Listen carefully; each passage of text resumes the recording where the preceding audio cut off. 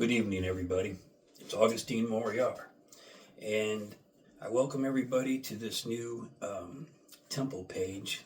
We'll call it that, um, where everybody wants to learn the actual functionings of magic, how to use symbols, imagery, bringing down the powers of heaven and hell, how to use them both. How to make your spells stronger, your hexes stronger, your inner divine self, how to make it stronger. Um, First and foremost, I am a Satanist by my faith, but I am still a practicing witch and ceremonial magician. That being said, that I do work with both. I work with the demonic and I work with the angelic. But it's not like a religious aspect. It's science.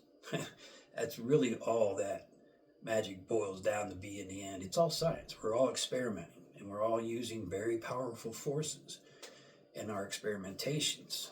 And we have to understand that these forces are way greater than what we could ever imagine. So it's good to know thy enemy. And it doesn't matter, who you're calling down or you're raising up.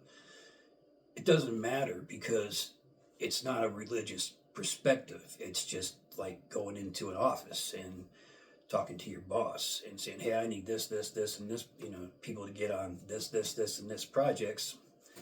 And you're either blessed by the boss and giving your people or you're not. Magic doesn't care about going into work every day and dropping down in front of your boss on your knees, praying to him, begging for better, begging for this, begging for time off, begging for holidays.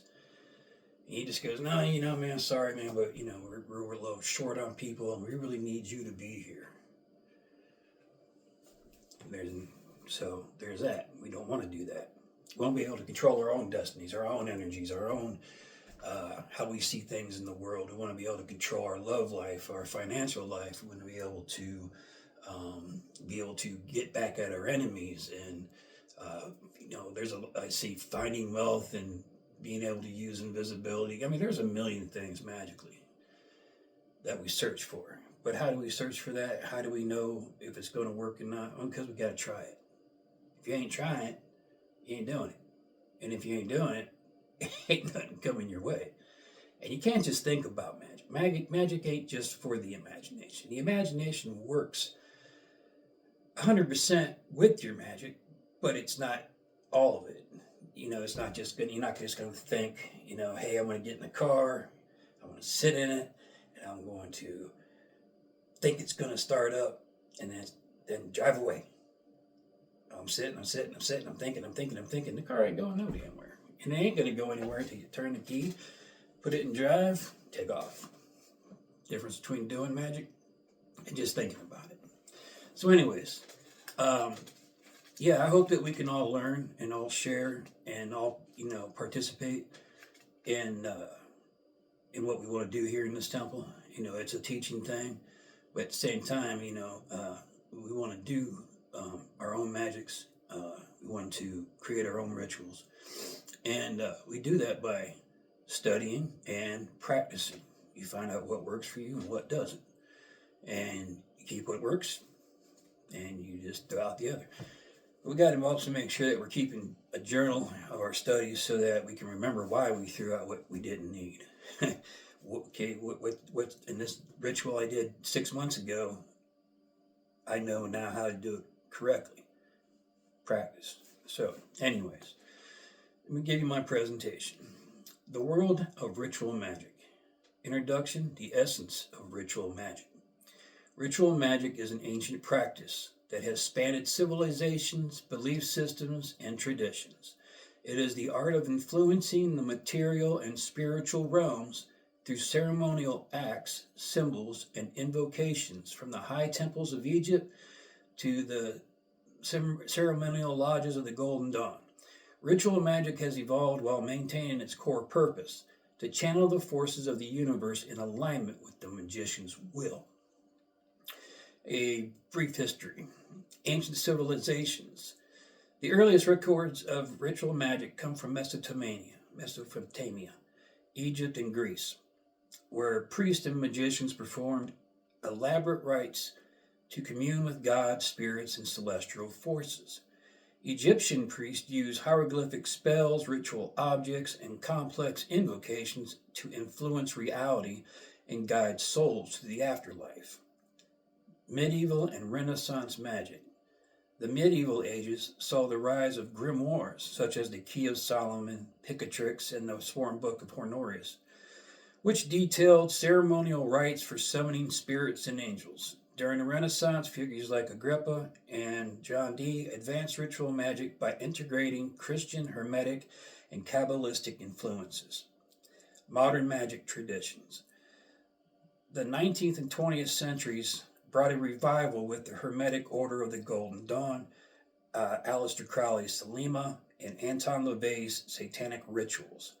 Contemporary magics blend elements from traditional grimoires, chaos magic, and the Cliphonic workings to craft personalized rituals. Higher magics. Also known as theurgical magic, higher magic focuses on enlightenment, divine communication, and spiritual ascent. It seeks to align the practitioner with divine forces, often working with angels, planetary spirits, and divine names. Key practices. Invocation of angelic beings, example, Enochian magic, Kabbalistic workings. Divine names and sacred sigils used to empowerment and enlightenment, rituals of purification, ascension, and divine connection. Purpose. Achieving spiritual enlightenment and knowledge, transforming the soul and attaining union with the divine, working with celestial energies for healing, protection, and wisdom. Lower magic or dark magic. Dark magic or goetic and qliphothic magic delves into the abysmal forces of the universe.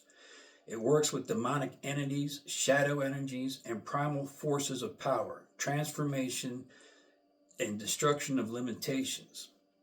Key practices. Summoning and working with demonic intelligences. Lesser Key of Solomon, as an example. Harnessing chaotic and abysmal energies for transformation.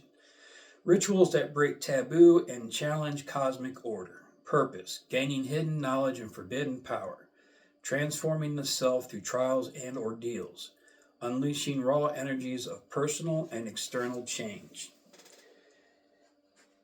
A model for understanding angelic and demonic forces. The universe is often perceived as a dualistic system of light and dark forces. However, instead of viewing these energies as strictly opposing, they can be understood as different emanations of the same cosmic force. The fiber optic cable analogy. Imagine the all, the divine source, the collective consciousness, or the limitless energy of existence as a fiber optic cable. This cable transmits immense amounts of light, universal energy. Within this cable are millions of individual fibers, each carrying a separate yet interconnected stream of energy. Each fiber represents a specific frequency or energy that manifests as an angel, demon, spirit, or divine force. The difference between an angelic force and a demonic force is merely the frequency in which it vibrates. Now, a lot of us know that's true. Implications of this model. It's not strictly good versus evil. Angels and demons are energies aligned to different aspects of existence, not simply binary opposites. Let's see here. Where was that? Both forces serve as a function. Angels guide and harmonize. Demons challenge and break constraints. Magicians can access both. Understanding and utilizing both forces lead to mastery over self and reality. My conclusion. To walk the path of ritual magic is to become an architect of reality, a bridge between worlds, and a channel for cosmic forces.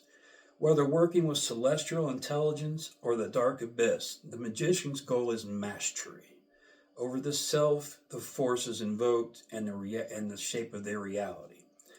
The choice between higher and lower magic is not about mortality, but about intent, renaissance, and the path the practitioner is willing to take. As one progress, the line between the two dissolved, revealing that both light and dark are but reflections of the same divine mastery.